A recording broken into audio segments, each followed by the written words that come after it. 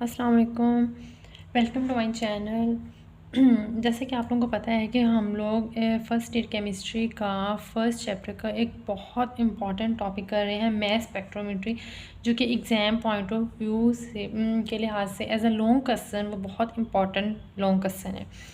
तो इसके remaining part हम लोग स्टार्ट करते हैं। इसके प्रीवियस लेक्चर में हम लोगों ने देखा था कि मैस स्पेक्ट्रोमीटर होता क्या है और उसकी जो एक इंस्ट्रूमेंट है उसको हमने डिटेल से डिस्कस किया था, जो कि उसकी वीडियो यहाँ पे मेरे चैनल पे पड़ी है, आप लोग देख सकते हैं। इसके बाद हमारे पास आते हैं इंस्ट्रूमेंट्स, जो हम लोगों ने इसकी डायग्राम में जो जो इंस्ट्रूमेंट्स यूज़ होते हैं, जो इसकी मतलब जो पार्ट्स होते हैं वो क्या होते हैं, उनका क्या काम होता है, वो सब आज हम डिस्कस करेंगे। ओके, फर्स्ट ऑफ ऑल हम लोग देखते हैं कि जो इसकी मेजर फंक्शनिंग पार्ट्स होते हैं इंस्ट्रूमेंट्स के, वो कौन कौन से होते हैं। सबसे पहले हमारे पास आता है वेपोराइजेशन चैम्बर। वेपोराइजेशन चैम्बर वो वाला चैम्बर होता है कि जिसमें अगर वो चीज़ सॉलिड फॉर्म में है तो उसको पहले लिक्विड फॉर्म में वो कन्वर्ट करता है, उसके बाद फिर उसको गैस फॉर्म में कन्वर्ट कर देता है ताकि उसके वेपर्स बन सकें, और अगर कोई चीज़ लिक्विड फॉर्म में है तो उसको गैस फॉर्म में कन्वर्ट करता है ताकि वो इजीली इवेपोरेट हो सके। इस चैम्बर को कहते हैं वेपोराइजेशन चैम्बर। और इसमें जो प्रेशर होता है वेपर्स का वो रिड्यूस होता है 10⁻⁻⁶ टू 10⁻⁻7 टॉर के, ये यहाँ पे यूज़ होता है। ओके, इसके बाद हम लोग देखते हैं, मैंने जैसे कि बताया है कि आप लोगों को कोई भी चीज़ है अगर सॉलिड है तो वो उसको लिक्विड में कन्वर्ट करके उसको वेपर्स बनाता है, अगर कोई लिक्विड है तो उसको गैस में कन्वर्ट करता है ताकि वो एवेपोरेट हो सके। अब जो हम लोगों ने इसकी डायग्राम देखी थी उसमें हम लोगों ने यहाँ से एक नियोन गैस इसके अंदर इंसर्ट की थी अपने जो प्रोसेस को स्टार्ट करने के लिए। हमें पता है कि नियोन एक गैस है, तो इसके इसके इसको जब इसमें हमने एंटर किया तो इससे पहले भी हमने वेपोराइजेशन वाला जो चैम्बर था हमारा, वो हम लोगों ने वो इसके साथ अटैच नहीं था, मीन्स कि हम लोग उसकी वेपर्स नहीं बनाई, क्योंकि हमें पता है ऑलरेडी गैस है वो वैसे ही वेपोरेट हो जाएगी। लेकिन अगर हमारे पास ये नियोन गैस की जगह हम लोगों ने कोई और हमारे पास इंस्ट्रूमेंट होता, कोई और सब्सटेंस होता, कोई जो solid as a solid phase में एग्जिस्ट करता, तो उसके लिए हमें सबसे पहले उसको लिक्विड में कन्वर्ट करना पड़ना था, और लिक्विड के बाद हमने उसको गैस में और फिर उसके वेपर्स बने थे, लेकिन यहाँ पे ऐसा नहीं था। तो इसके बाद वेपोराइजेशन चैम्बर ये होता है। उसके बाद हमारे पास आता है आयोनाइजेशन चैम्बर। आयोनाइजेशन चैम्बर, जैसे कि हमें पता चल रहा है कि इस चैम्बर में हम लोग आयंस बनाते हैं। कोई भी जो एक एटम है वो एज ए न्यूट्रल एग्जिस्ट कर रहा होता है, लेकिन अगर उसमें से कोई इलेक्ट्रॉन जो एक रिमूव हो जाए या एक इलेक्ट्रॉन ऐड हो जाए तो उसके बाद उसको आयंस कहते हैं। मीन्स कि अगर उसके ऊपर पॉजिटिव चार्ज आ जाए या नेगेटिव चार्ज आ जाए तो वो उसको आयंस कहते हैं।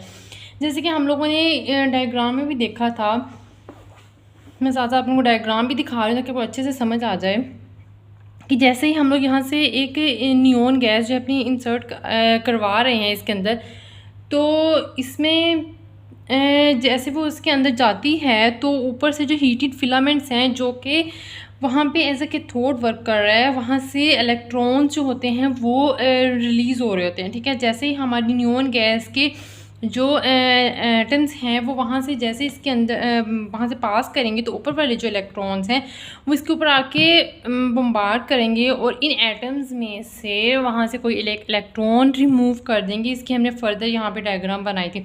इस वजह से नियोन गैस के ऊपर पॉजिटिव चार्ज आ जाएगा तो इसको हम लोग आयंस कहते हैं, आयनाइजेशन चैम्बर इसको कहते हैं। तो आगे वाला प्रोसेस वो सारा वो पिछले वाले लेक्चर में हमें बता दिया था। अच्छा, उसके बाद हमारे पास नेक्स्ट जो पॉइंट आता है होता है electric field. Electric field as a short question एक बहुत इंपॉर्टेंट क्वेश्चन है कि इलेक्ट्रिक फील्ड का क्या काम होता है हमारे यहाँ पे इस पूरे प्रोसेस में मैस स्पेक्ट्रोमेट्री में। तो यहाँ पे वो कहते हैं कि वो जो पोटेंशियल डिफरेंस है ना वो इलेक्ट्रिक फील्ड का होता है 500 to 200 volts is apply between the plates. अब इलेक्ट्रिक फील्ड कहाँ पे अप्लाई किया जाता है? यहाँ पे जहाँ पे हमारे पास एक्सेलरेटेड इलेक्ट्रोड हैं, जो एक्सेलरेटेड इलेक्ट्रोड हैं वो यहाँ पे उनके दरमियान जो प्लेट्स हैं उनके दरमियान जो वोल्टेज होती है वो 500 to 2000 वोल्ट्स के दरमियान होती है। तो इसको हम लोग वो एज इलेक्ट्रिक फील्ड वहाँ पे वर्क कर रहा होता है इलेक्ट्रॉन्स को फास्टली मूव करवाने के लिए। इसके बाद हमारे पास आता है मैग्नेटिक फील्ड। जो मैग्नेटिक फील्ड है इसको वो कहता है कि after acceleration these ions are sent to the magnetic field of strength through the slit. इसमें वो ऐसे होता है कि मैं आपको यहाँ पे बताती हूँ कि जैसे हम लोगों ने देखा था कि हमारे पास दो मैग्नेट लगे हैं, एक मैग्नेट इस साइड पे लगा हुआ है और एक मैग्नेट हमारे पास इस साइड पे लगा हुआ है, और इसके दरमियान से यहाँ से ये देखें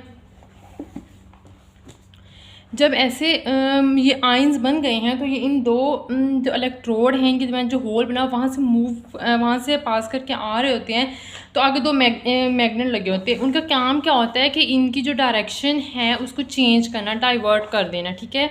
जैसे यहाँ से अब वो आ रहे हैं तो ऐसे यूँ एक मूव कर जाएगा, किसी थोड़ा सा एक यूँ मूव कर जाएगा और एक जो का वो यूँ मूव कर जाएगा। अब आप लोग देख सकते हैं कि हम लोग अगर इनको एज अ सर्कुलर फॉर्म में बनाए तो एक का ये बन रहा है रेडियस, दूसरा का ये बन रहा है और लास्ट वन का ये बन रहा है। तो इसी हिसाब से जहाँ से अगर हम लोग चेक करें, एक का रेडियस इतना है, दूसरे का इतना है और तीसरे का इतना रेडियस बन रहा है, ठीक है।